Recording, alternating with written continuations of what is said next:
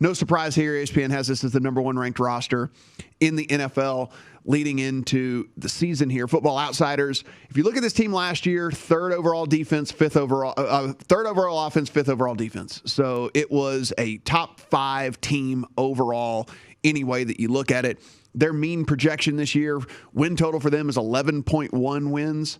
Playoff contender, as we talk about, which is 9 to 11 wins, 37.7% of the time, 12-plus wins for this team. They actually have that hitting 47% of the time. They have them winning the Super Bowl just over 13% of the time. And you want to look at why this might be happening for this team again. We look at Sharp Football, goes in, weighs the schedules, 5th easiest schedule in the NFL leading into the season. He has them projected at 11.5 wins. If we look at Pro Football Focus and where they're at, they actually have them number 2 behind the Chiefs as far as their power rating entering the season. Chiefs, of course, redid that offensive line. And, with that, they have the Chiefs at number 1. They have them simulated at 11.6 wins. And so if we put all 3 of these projection systems together and you see this win total sitting at 12, you've got Football Outsiders 11.1, you have Sharp Football 11.5, you've got Pro Football Focus at 11.6. So they all have it going under. That said, probably not bet worthy because it's just under there. Offensive line, 5th headed into the season. They return all 5 starters, obviously. Tristan Wirfs was the 9th overall graded tackle in all of football. He allowed only 24 pressures in 851 pass blocking snaps. Only 24 pressures allowed from that tackle position, which is really, really awesome when you have a quarterback, again, like Tom Brady, who's not very mobile. Donovan Smith increased his overall grade in 6 straight seasons for this team. Ali Marpet, the 7th graded guard in all of football last year. Of course, Ryan Jensen at center is just one of those kind of solid centers that you've got. And then, of course, they took that Robert Hainsey with their 3rd round pick as a nice little depth piece that they can use to fill in should they have any injuries. So should be really, really good on the offensive line. Defensive line's actually 3rd in the league entering the year. Same deal. All the starters are back. You're talking Shaq Barrett. You're talking Ndamukong Suh. You're talking Vita Vea. You're talking Jason Pierre-Paul. I mean, these are all superstars in the NFL, and they all 4 play on the same team here. So you can imagine how good this defensive line could be should they stay healthy. They ranked 5th in the NFL last year in quarterback pressure rate. They were getting to the quarterback 37.1% of the time. So over every 3rd drop back for a quarterback, he was feeling pressure against this defensive line, which is just so incredibly huge in a passing league like we have. They were best in the league in rush yards allowed before contact as well. Teams were only getting right at 1 yard before contact. Again, when you have those beasts up front, that's what's going to happen. And so you look and like, okay, well, you got the defensive line. How good is the linebackers? Well, it's the 3rd best linebacking core in the league as well because you've got Levante David and Devin White.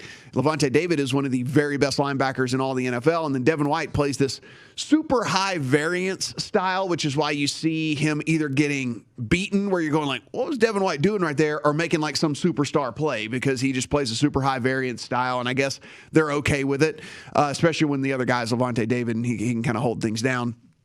And then the secondary is a top 8 unit as well. They were 5th in EPA allowed per pass last season. And again, they brought back everybody. So I guess the question here is not so much like, what is this team all about? It's like, where could things go wrong, right? And so injury luck was super huge for this team in 2020. Football Outsiders has a metric that they use, and this was the healthiest offense comparatively to all the other teams in the NFL.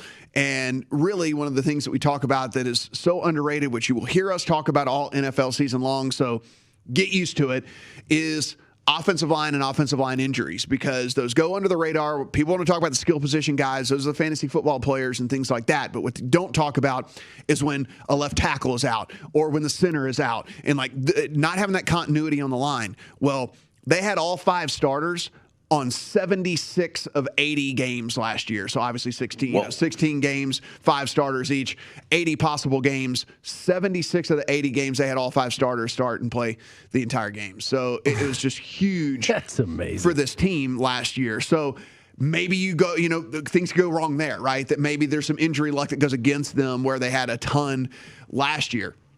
The other thing you look at, I guess, that they were 5th in passing DVOA last year, and Brady was 6th in EPA per play. He's a year older. They do have a year of tape on them now. Again, and Antonio Brown didn't join until midseason, so maybe that kind of was an advantage for them a little bit because there wasn't a lot of what he was going to play, what role he was going to play. Now there is at least a little bit of that, so maybe that could be something that could regress just a tad. I mean, Brady led the league last year in average pass from the line of scrimmage. He was 9.3 yards per pass. I mean, that's, if you're talking about this guy wearing down his arm strength and all that, I mean, he led the league in that. Interestingly enough, we talk about all the motion and play action stuff and how that works for offenses and stuff like that. They only ran play action 18% of pass plays last year, which is actually 31st in the league. And so, which is actually weird, and maybe this gets corrected this year as well, and actually it started to get corrected as the season wore on a little bit because they actually had the second best EPA per play when they ran play action because Tom Brady obviously is awesome, and if you give him just a little bit, if you freeze a linebacker for just a second or a corner bites on something or whatever, then Tom Brady's going to take advantage of it. That's it. They did increase it to over the course of the season and into the playoffs. Actually ran it at a much higher rate, even 10% higher than they did over the course of the season. So the only other thing that maybe could go wrong, Tom Brady, if you look into the advanced stats, he just murdered man coverage. He was second in the league in EPA per play against man coverage, but he was 18th in the league against zone coverage. And so will these teams kind of look into something like that and say, okay, look, Brady's awesome against man.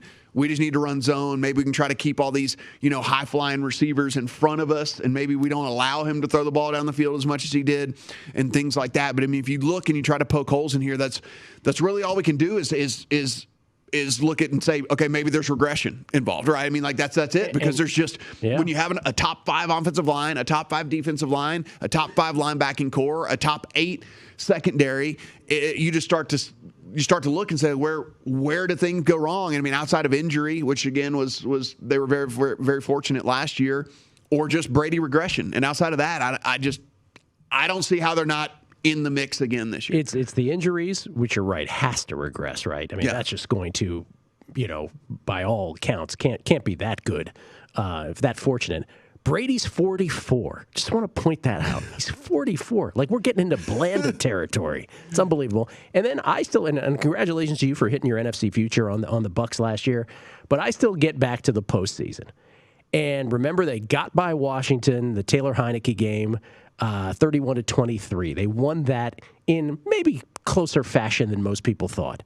Then it was the Saints game. And if you recall, the Saints were up a touchdown in the third quarter, and Jared Cook caught that ball. They were matriculating the ball down the field, and he fumbled, and the whole thing turned. And then that Green Bay game where it's Matt LaFleur shenanigans, and then that last play of the first half where somehow the Packers let who was the kid behind them for the touchdown? Scotty Miller. Scotty Miller. Yeah. That they shouldn't should never have happened. And I just go back to just a run of unbelievable fortune in the postseason. This team probably should have lost to the Saints in the divisional round. Probably should have. Didn't. I get it, but probably should have. That's kind of where I see them as a baseline to start this season. I don't see them as a team that was crushing the Chiefs 31-9, like that being their level.